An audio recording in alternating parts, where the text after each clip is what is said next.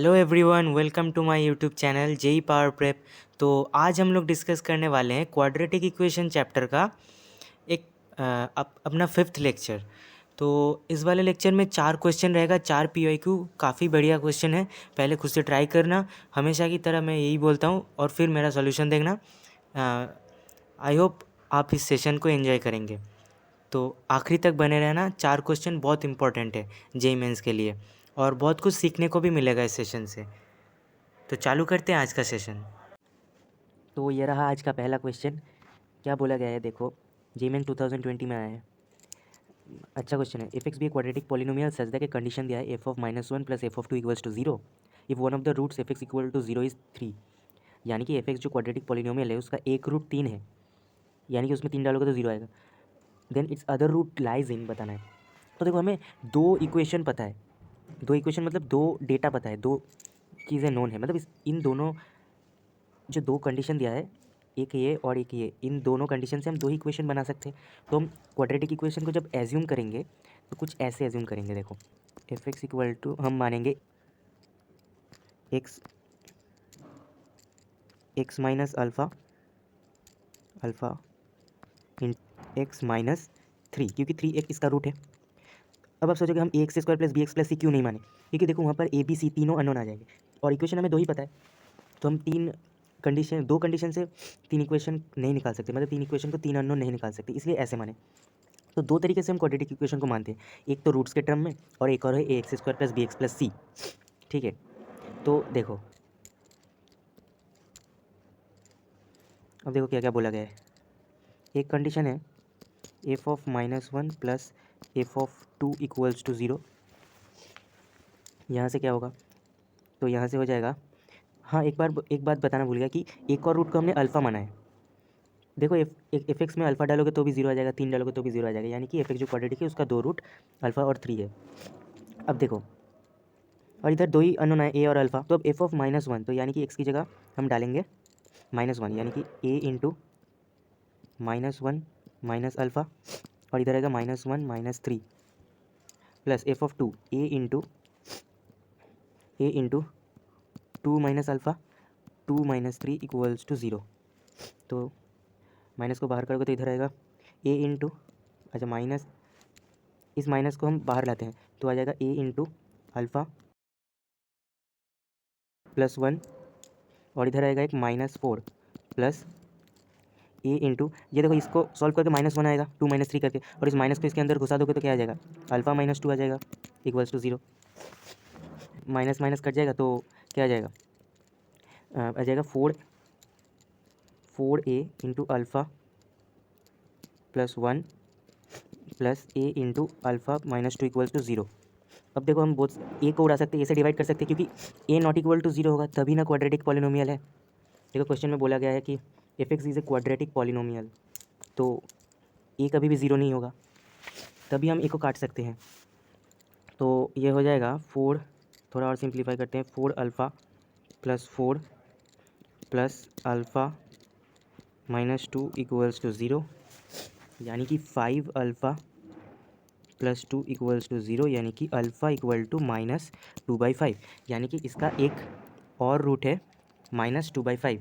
अब देखो ये ग्राफ थोड़ा प्लॉट कर लेते हैं, एक्स एक्सिस वाई एक्सिस, एक रूट बोला गया 3 और एक और रूट आया -2/5, यानी कि ग्राफ कुछ ऐसा होगा, ग्राफ कुछ ऐसा होगा। तो देखो एक इक्वेशन से ये निकल गया। अब देखो हमने ए का वैल्यू निकाल के नहीं देखा है, तो मैं अभी मतलब टाइम वेस्ट नहीं करूँगा। देखो मैं हमें तो रूट निकालना था अल्टीमेटली, तो हमने रूट निकाल लिया। एक रूट हो गया -2/5 और एक और रूट है 3। अब देखो मैंने अपवर्ड ओपनिंग बना दिया कि मान के ये पॉजिटिव है, अभी कैलकुलेट करना होगा एक के लिए पॉजिटिव है या नेगेटिव। लेकिन मुद्दे की बात है कि एक रूट -2/5 एक रूट 3 है। अब क्वेश्चन में देखो क्या बोला गया है, बोला गया है then it other root lies in -1 to 0 -1 to 0 -3 to -1। तो कौन सा है, -2/5 ऑब्वियसली -1 to 0 के अंदर आएगा, यानी कि A is the correct option. I hope ये वाला क्वेश्चन आप लोगों को समझ में आया है। ये था हमारा जेईई मेन 2020 का एक क्वेश्चन। तो ये रहा सेकंड क्वेश्चन। देखो क्वेश्चन में क्या ये एक ऐसा क्वेश्चन है जहाँ पर कॉम्प्लेक्स नंबर और तुम्हारा क्वाड्रेटिक इक्वेशन मिक्स किया गया है। बढ़िया क्वेश्चन है, जेईई मेन 2020 में आया है। क्या बोला गया, if the equation this has conjugate complex root. इसका मतलब देखो, थोड़ा तो आप लोगों ने कॉम्प्लेक्स नंबर पढ़ ही लिया होगा। जो क्वाड्रेटिक इक्वेशन दिया है, देखो x square plus B x plus 45 equals to 0। अब कॉम्प्लेक्स कॉन्जुगेट रूट मतलब क्या होता है? इसका एक रूट अगर अल्फ़ा प्लस आयोटा बीटा है तो एक और रूट होगा अल्फ़ा माइनस आयोटा बीटा। यही मतलब होता है कॉम्प्लेक्स कॉन्जुगेट रूट्स। तो अब एक चीज़ देखो, यहाँ से बस ऐसे ही निकाल के रखो जो जो नोन है, यानी कि सम ऑफ रूट्स। इन दोनों को सम करोगे तो देखो minus iota beta plus iota beta cut जाएगा, यानी कि सम ऑफ रूट्स आएगा माइनस, जो कि होता है माइनस बी बाई 1 है इधर, ये है 2 अल्फ़ा। देखो सम ऑफ रूट्स 2 अल्फ़ा है। तो यहाँ से अल्फ़ा यानी कि एक रूट का वैल्यू आ गया माइनस बी बाई 2। और एक चीज़ देखो, प्रोडक्ट ऑफ रूट्स होगा alpha plus iota beta into alpha minus iota beta, जो कि है सी बाई ए, यानी कि 45 है। अब प्रोडक्ट करो अल्फ़ा स्क्वायर माइनस ए स्क्वायर माइनस बी स्क्वायर हो जाएगा, आयोटा बीटा का होल स्क्वायर इक्वल टू 45। अब देखो आयोटा स्क्वायर -1 होता है, तो बाहर एक -1 है, तो ये हो जाएगा alpha square plus beta square, इसका वैल्यू हो गया 45। देखो एक तरफ से ये एक तरफ से मॉड जेड का होल स्क्वायर लिखा है, जहाँ पर जेड है alpha plus iota beta, z वो कॉम्प्लेक्स नंबर है, क्योंकि अगली लाइन में बोला है देखो mod of z plus one equal to 2√10, यानी कि जेड की जगह ये कॉम्प्लेक्स नंबर सेटिस्फाई करवाओगे तो ये इक्वेशन को सेटिस्फाई करेगा, जो दिया है। अब देखो इधर आते हैं,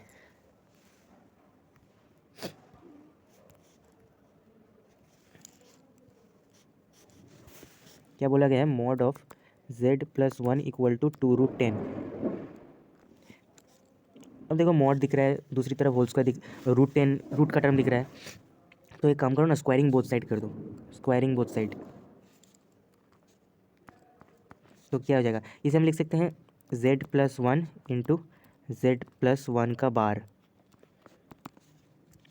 अगर आपने कॉम्प्लेक्स नंबर पढ़ा हो तो ये चीज़ आप लोगों को पता होगा कि मॉड जेड स्क्वायर को हम लिख सकते हैं z इंटू जेड बार।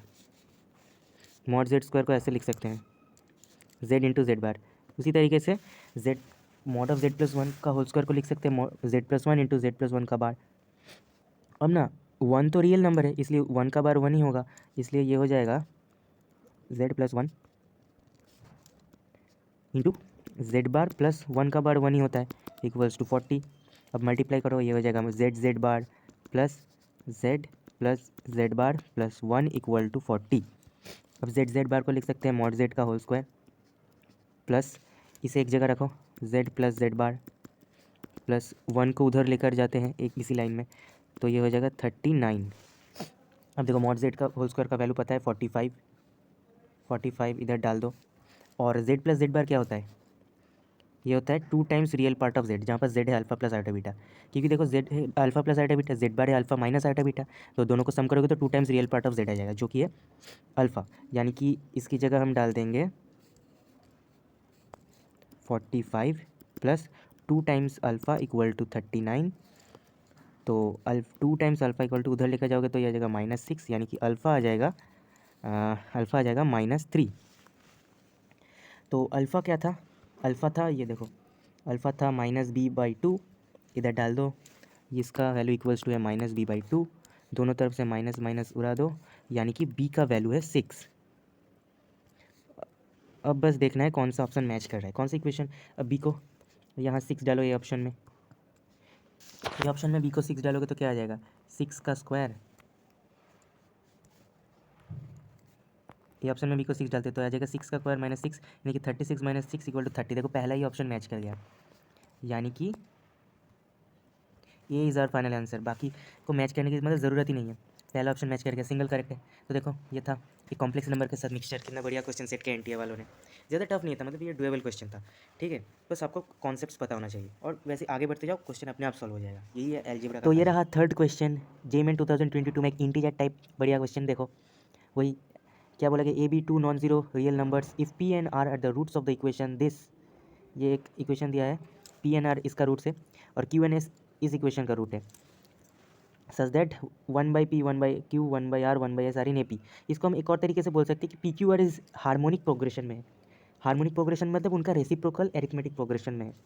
क्वेश्चन को अगर घुमाना होता ना तो वो लोग इस तरीके से देते कि इसको ऐसे लिखते हैं कि p q r s are in H P, harmonic progression.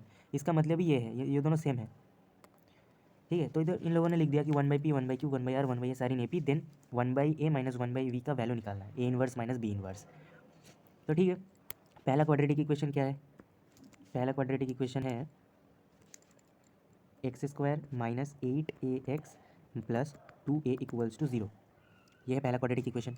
अब देखो इसका एक रूट है p, एक रूट इसका है p, और एक और रूट है r।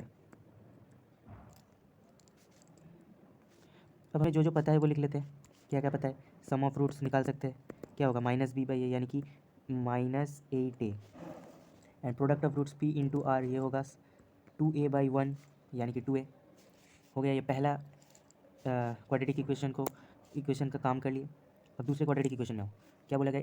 8x² plus 12x plus 6b, x² plus 12x plus 12bx है, 12bx plus 6b equals to 0। इस क्वाड्रेटिक इक्वेशन का रूट्स है q एंड s,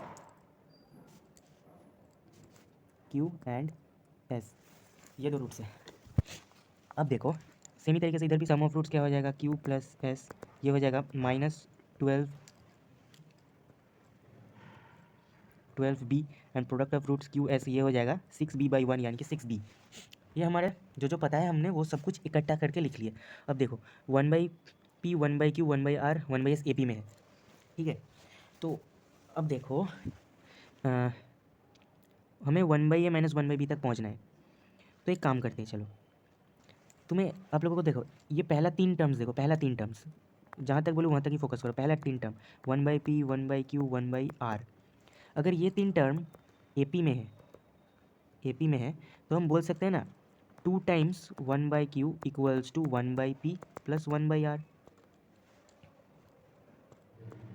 1/r होता है ना। अगर ABC AP में है तो होता है ना 2b equal to a plus c, वही फॉर्मूला लगाए। तो अब देखो कितना फ़ायदा हो जाएगा। अब तुम ये काम करो, ये हो गया 2/q इक्वल्स टू, इधर LCM लो, ये हो जाएगा PR, ऊपर आ जाएगा p प्लस r। अब एक चीज़ देखो, हमने इधर p प्लस r का वैल्यू निकाला था 8a, और p इंटू r का वैल्यू है 2a। देखो ये होगा 8a और नीचे है 2a, a कट गया, इधर 4 बचेगा, तो ये वाले 2 से इसको उड़ा दोगे तो आएगा अल्टीमेटली 2, यानी कि q का वैल्यू आ गया 1/2। तो हमने q निकाल लिया। तो q निकाल लिए। अब इसी तरीके से आप लोग भी एक बार ट्राई कीजिए, वीडियो को पॉज करके। अगला हम बस देखो q निकाल लिए ना, इधर इधर से बस देखो q में एक इक्वेशन पता है, तो अगर हम किसी तरीके से s निकाल लिए तो b का वैल्यू निकल जाएगा। सिमिलरली हम मतलब सिमिलरली ऐसे ही p भी निकल सकता है, r भी निकल सकता है, और ऐसे मतलब a भी निकल जाएगा। देखो कैसे होगा। अब देखो ये वाले टर्म को पकड़ो, PQRS एच में, यानी कि लास्ट के 3 टर्म को पकड़ो, यानी कि QRS भी HP में ही है। मैं बताना चाहता हूँ कि ये देखो सिमिलरली QRS भी QRS HP में है, छोड़ो HP नहीं लिखते हैं, ऐसे लिखते हैं 1/q 1/r 1/s AP में है। तो हम बोल सकते हैं 2/r equals to 1/q plus 1/s। अब देखो LCM लो, ये हो जाएगा QS divided by Q plus S। तो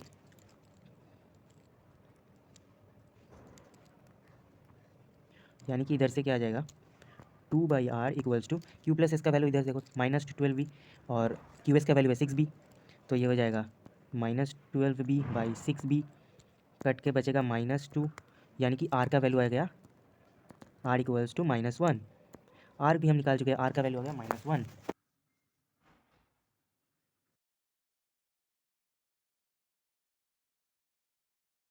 अब इसको पकड़ो, ये जो लिखा है ना कि p plus r 8a, p into r 2a। मैं एक बार इधर लिखता हूँ, रुको। क्या था हमारे पास? p प्लस r 8a और p इंटू r था 2a। अब इनके ऊपर काम करते देखो, एक बार यहाँ पर r को -1 डालो, r को -1 डालोगे तो क्या आ जाएगा p - 1 इक्वल्स टू 8a, ठीक है। और एक बार इधर r को -1 डालो, यहाँ से आएगा -p equals to 2a, -p equals to 2a, यानी कि p का वैल्यू है -2a। अब इसको इधर डाल दो तो ये क्या आ जाएगा पी की जगह -2a डाल दो, -2a - 1 इक्वल्स टू 8a। इधर से 2a -2 को उधर ले जाओगे तो 10a इक्वल्स टू -1, यानी कि 1/a का वैल्यू क्या आएगा, 1/a, इस a को इधर नीचे लाओ तो ये आ जाएगा -10। 1/a का वैल्यू आ गया -10। 1/a हमने निकाल चुके हैं, -10 है। अब इसी तरीके से 1/b भी निकाल लेते हैं।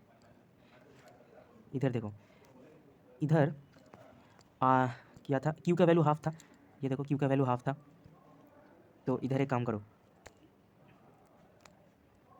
q की जगह हाफ डाल दो, q इक्वल्स टू हाफ, तो क्या आ जाएगा, half into s equals to 6b। फिर ये आ जाएगा s equal wait on s equals to 12b, s equals to 12b। अब यहाँ पर देखो, s की जगह 12b डाल दो, s इक्वल्स टू 12b, तो इसकी जगह 12b डालोगे तो क्या आएगा, q plus 12b equals to -12b। अच्छा हाँ, यहाँ पर q की जगह हाफ डाल दो, ये देखो q की जगह हाफ डाले थे ना, तो q हाफ निकला था, ये q की जगह हाफ डालना भूल गए थे, ये देखो q हाफ निकला था, तो ये हो जाएगा हाफ इक्वल्स टू 12b को उधर ले जाओ -24b, यानी कि 1/b का वैल्यू आ गया -48। 1/b का वैल्यू आ गया -48। अब क्या निकालने को बोला है, 1/a - 1/b, ठीक है चलो वो निकाल लेते हैं। तो 1/a - 1/b, 1/a का वैल्यू है -10, माइनस 1/b का वैल्यू है, 1/b का वैल्यू है, ये देखो -48 डाल दो, -48, यानी कि -10 + 48, सो द फाइनल आंसर इज़ 38। तो हमने निकाल लिया ये वाला क्वेश्चन का, न्यूमेरिकल टाइप क्वेश्चन था, इसका आंसर है 38। देखो कितना बढ़िया क्वेश्चन है। सो 38 is the final answer. I hope ये वाला क्वेश्चन आप लोगों को समझ में आया है। बस इस क्वेश्चन में वही था, आगे बढ़ते जाओ और अननोन्स निकालते रहो। तो ये रहा आज का 4th एंड फाइनल क्वेश्चन। क्या बोला गया, if f(x) and g(x) are 2 polynomials such that, polynomial का डिग्री नहीं दिया गया, पूरा अननोन है। देखो कितना बढ़िया, बहुत बढ़िया क्वेश्चन है। इस क्वेश्चन को पहले मिनिमम 10 से 15 मिनट ट्राई करो, बहुत कॉन्सेप्चुअल क्वेश्चन है, 2 लाइन का क्वेश्चन है लेकिन बहुत कॉन्सेप्चुअल है। मतलब इस क्वेश्चन से बहुत कुछ सीखने को मिलेगा, एक नया आइडिया मिलेगा आप लोगों को, ठीक है। तो क्या बोला गया, px पॉलिनोमियल दिया है, जो बोला गया है कि px इक्वल टू f(x)³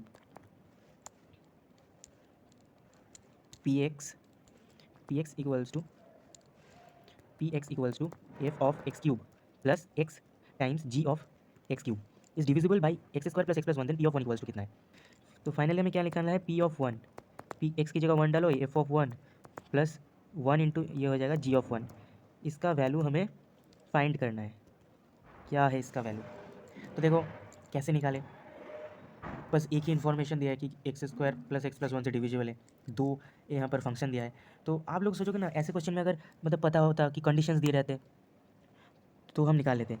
लेकिन एक चीज़ देखो, मतलब ऐसे कैसे आगे बढ़ते हैं क्वेश्चन देख के, जब भी बोला है ना ये this is divisible by x² + x + 1, तो तब हम एक चीज़ सोच सकते हैं दिमाग में कि px को ना हम एक और तरीके से लिख सकते हैं। कैसे देखोगे, px को हम ऐसे लिख सकते हैं, px को लिख सकते हैं ना, some other function qx into x² + x + 1 लिख सकते हैं ना, क्योंकि देखो उसका बोला है ना divisible by this x² + x + 1, यानी कि px के अंदर x² + x + 1 का एक फैक्टर है, ठीक है। अब देखो, अब तुम सोचोगे इधर कुछ मतलब इन्फॉर्मेशन दिया होता तो p(1) equals to this, p(2) equal to this, ऐसे कर अगर दिया होता तो हम अल्टीमेटली f(1) मतलब अल्टीमेटली निकाल सकते थे। लेकिन यहाँ पर कुछ इन्फॉर्मेशन दिया नहीं है, इसका एक कारण है। देखो ये जो ये ना x² + x + 1, ये तुम्हारा बहुत जाना पहचाना है क्वाड्रेटिक इक्वेशन है। इसको देखो, x² + x + 1 जो है, हम इधर लिखते हैं, हाँ x² + x + 1 इक्वल्स टू 0, इस ये वाला जो क्वाड्रेटिक इक्वेशन है, इसका एक रूट है ओमेगा, एक और रूट है ओमेगा²। ये इन्फॉर्मेशन आपको पता होगा, ठीक है। मतलब इस क्वेश्चन को, यही इसका मतलब खास पार्ट है, मतलब स्पेशल पार्ट है कि इसको हमें यूज़ करना है, क्योंकि हमें और कुछ पता ही नहीं। मैं क्यों बार बार बोल रहा हूँ, देखो एक बार x की जगह ओमेगा डालो, x इक्वल्स टू ओमेगा, देखो p(ω) आ जाएगा 0, क्योंकि जब यहाँ पर ओमेगा आएगा, q(ω) चाहे 0 हो या ना हो, यहाँ पर देखो ओमेगा² + ओमेगा + 1 ये 0 हो जाएगा, क्योंकि इसका रूट ओमेगा है, तो ये 0 हो जाएगा।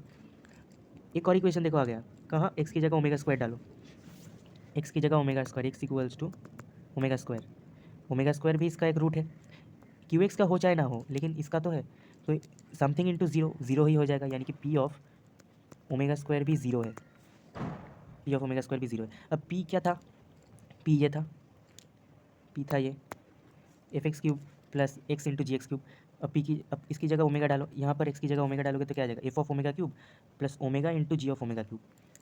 इसको हम अलग कर लेते हैं। हाँ, अब देखो ये आ जाएगा F of omega cube plus omega into ji of omega cube equals to zero. हमने बस पी ऑफ एक्स का जो एक्सप्रेशन दिया था, ये जो f of x cube plus x g of x cube, इसकी जगह ओमेगा डाला है एल एच एस में, और आर एच एस में ज़ीरो आया था, वो समझा दिया क्यों आया। अब देखो एफ ऑफ ओमेगा क्यूब क्या है, एफ ऑफ ओमेगा क्यूब है one plus omega into ji of omega cube भी वन ही होगा इक्वल्स टू ज़ीरो। ये है हमारा इक्वेशन वन। ठीक है, अब देखो इधर आओ, पी ऑफ ओमेगा स्क्वायर, यहाँ पर हमने एक्स की जगह ओमेगा स्क्वायर डाल दो, तो ये आ जाएगा F of omega to the power six, क्योंकि ओमेगा स्क्वायर का क्यूब होगा अंदर, तो ये हो जाएगा F of omega to the power six plus plus ये है x into G x cube, यानी कि ओमेगा स्क्वायर इंटू यह आ जाएगा omega square into ji of omega to the power six equals to zero. अब omega to the power six कितना होता है, वन होता है, plus omega square into omega to the power six भी वन होगा इधर इक्वल्स टू ज़ीरो, क्योंकि ओमेगा क्यूब वन होता है तो omega to the power six भी वन होगा। ये देखो हमारा रेडी हो गया दूसरा इक्वेशन, रेडी हो गया दूसरा इक्वेशन।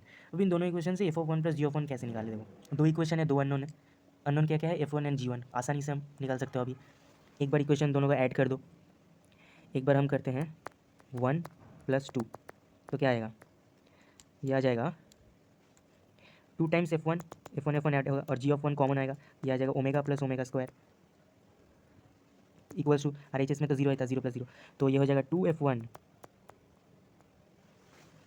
प्लस, देखो ओमेगा प्लस ओमेगा स्क्वायर का वैल्यू माइनस वन होता है, क्योंकि one plus omega square zero होता है, माइनस वन को उधर ले जाओ तो माइनस वन आ जाएगा, तो ये हो जाएगा, मैं लाइन नहीं बढ़ाऊंगा इधर ही लिखता हूँ, minus of g one equals to zero. ये है, ये एक इक्वेशन आ गया।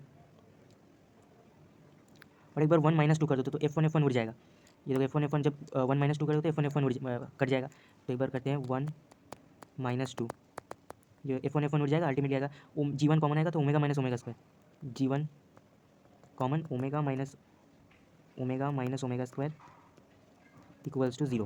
अब ओमेगा माइनस ओमेगा स्क्वायर कभी जीरो नहीं हो सकता, तो जीरो डिवाइड कर सकते हो, यानी कि जी ऑफ वन का वैल्यू आ गया zero, g of one zero आएगा, तो इधर जी ऑफ वन की जगह जीरो डाल दो, G of one equals to zero, तो क्या आ जाएगा, एफ ऑफ वन जीरो आ गया, टू एफ वन जीरो, यानी कि एफ ऑफ वन भी zero. So finally F of one भी जीरो है, जी ऑफ वन भी जीरो है, तो पी ऑफ वन क्या था, ये देखो, तो पी ऑफ वन था f one plus g one, यानी कि ये हो जाएगा जीरो प्लस जीरो, यानी equals to zero. So the final answer of this question is zero. तो कितना बढ़िया इंटीजर टाइप क्वेश्चन है। तो ये वाला क्वेश्चन अगर खुद से कर लिया था ज़रूर कमेंट करके बताना, क्योंकि ये कॉन्सेप्चुअल क्वेश्चन था, ये सोच पाना कि एक्स की जगह ओमेगा एंड ओमेगा स्क्वायर डालना है, ये थोड़ा मुश्किल पार्ट था। तो ठीक है, खुद से नहीं भी हुआ तो कुछ नया आइडिया मिला आपको, ऐसे तरीके का अगर क्वेश्चन आ जाए तो आप कर सकते हैं। तो ये थॉट दिमाग में रखना, यही ऐसे ही इंप्रूवमेंट होता है अलजेब्रा में। तो ठीक है, यहीं तक ही था आज का सेशन। आई होप ये वाला सेशन आप लोगों ने एंजॉय किया है। तो ऐसे ही क्वेश्चन का प्रैक्टिस बनाए रहे, जेई मेंस के पीओक्यू बहुत बहुत इंपॉर्टेंट होते हैं, मतलब बहुत सारे लोग नेगलेक्ट करते हैं, मतलब एक्स्ट्रा मटेरियल लगाते हैं ये सब करने की, मतलब कोई ज़रूरत ही नहीं है, आप बेसिक से एक एंट्रेंस क्लियर कर सकते हैं। ठीक है, क्लास नोट्स में दो चीज़ को मैं बहुत ज़्यादा प्रायोरिटी देता हूँ, एक है क्लास नोट्स और एक है पीवाईक्यू, ये दोनों चीज़ मस्ट है। और बाकी चीज़ अगर आपका छूट भी जाए तो छूटने दो, नहीं छूटना चाहिए वैसे, करिए आप जिस भी कोचिंग में है अपना वहाँ का डीपीपी सॉल्व कीजिए, कर सकते हैं अगर, लेकिन अगर टाइम नहीं मिल रहा तो एटलीस्ट पीवाईक्यू करिए। और एग्ज़ाम के पहले डीपीपी करने का टाइम नहीं मिलता, मतलब मैं अपने एक्सपीरियंस से कर बोल रहा हूँ, एज ए जेई एस्पिरेंट में जब था, कि एग्ज़ाम से पहले आपको पीवाईक्यू ही करना है। और पहले अगर आपने शॉर्ट नोट्स बना के रखे हैं तो वो शॉर्ट नोट्स का रिवीजन कीजिए, क्योंकि सारे फॉर्मूला याद होना चाहिए। ठीक है, यही मतलब जेई मेंस में स्पीड बहुत मैटर करता है। और एक चीज़ मतलब मैथ्स के लिए मैं बोलूँगा, सिर्फ मतलब फॉर्मूला ही मत रिवाइज करते रहना, क्योंकि मतलब ये क्वेश्चन सॉल्व करने का प्रैक्टिस रखना, नहीं तो टाइम में नहीं कर पाओगे, ये चीज़ तय है। अगर तुम सोचोगे मैं क्वेश्चन का बस सॉल्यूशन देख लूँगा और उधर जाके मैं सॉल्व कर दूंगा, बस फॉर्मूला याद है, तो ऐसा नहीं होने वाला है। ठीक है, क्योंकि मतलब कैलकुलेशन का स्पीड आपके करने से ही बढ़ेगा। तो ठीक है, बस आज का सेशन इतना तक ही था। Thank you for watching this video.